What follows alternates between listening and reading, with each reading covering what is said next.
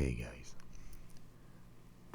I'm going to show and tell you about a few ancient books today, and to reward myself for my work.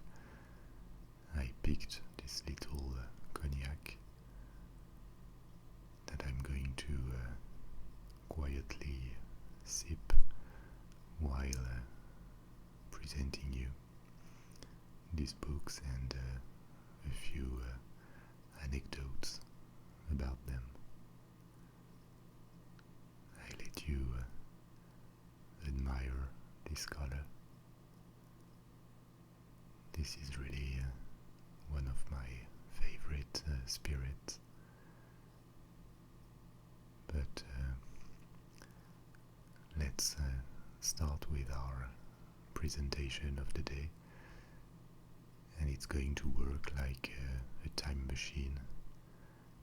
I will present you older and older books from the 19th, 18th and 17th centuries.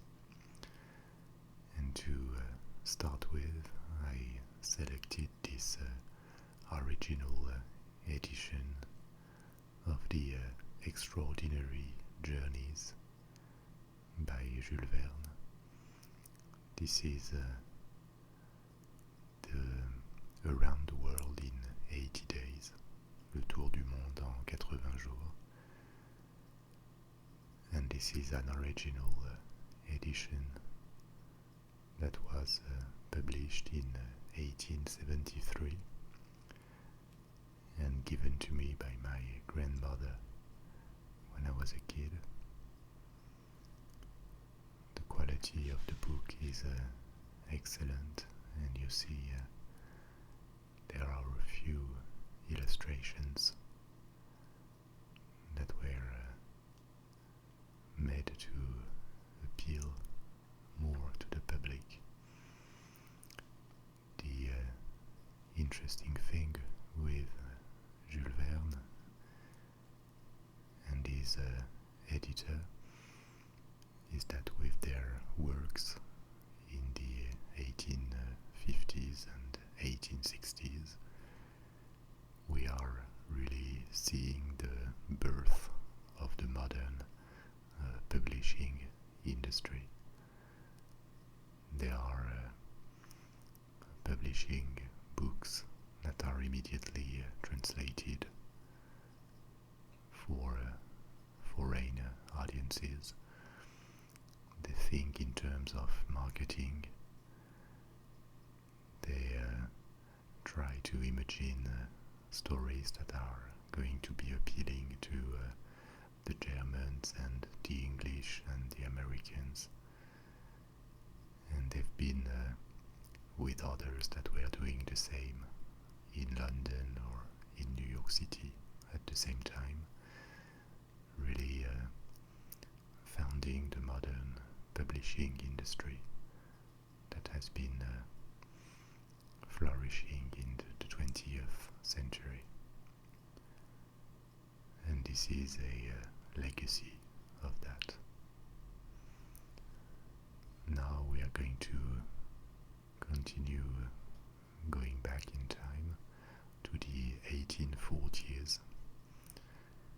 This is a travel story. It says the colorful or picturesque universe, history and descriptions. And this book is about a travel to Persia. It's from a collection of books with stories about the entire world, with illustrations too. And this is a good illustration of the appetite of European audiences in the 19th century for exotic tales. There were books like that about Asia, the Middle East, the Americas, presenting the landscapes, the geography, the civilizations, the lifestyle of people. Sometimes they were not very reliable.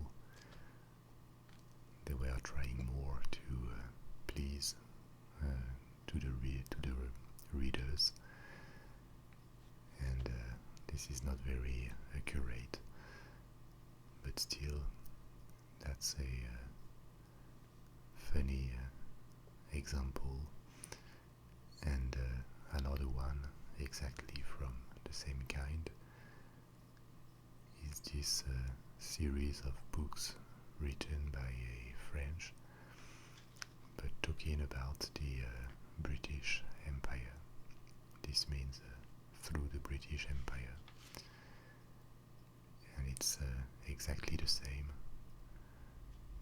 The story of a trip through various continents with plenty of anecdotes and illustrations that were satisfying the appetite of the Europeans for the rest of the world. And here you have this map showing the journey of the author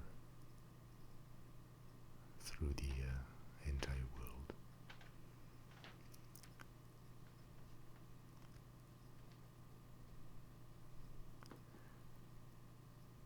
So now we're going to continue going back in time to before the French Revolution in the 1780s with this series of books called the Tableau de Paris, Picture of Paris. And this is interesting because it's almost the first sociology book or books ever. And you see that it was printed in Amsterdam. Amsterdam was a major place for printing. This is the year 1782,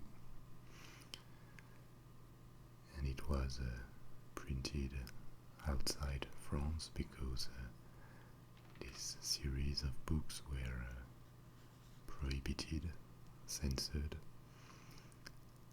and many books distributed discreetly in France until the Revolution were printed abroad, in England or in the Netherlands quite a lot, or near Geneva in Switzerland.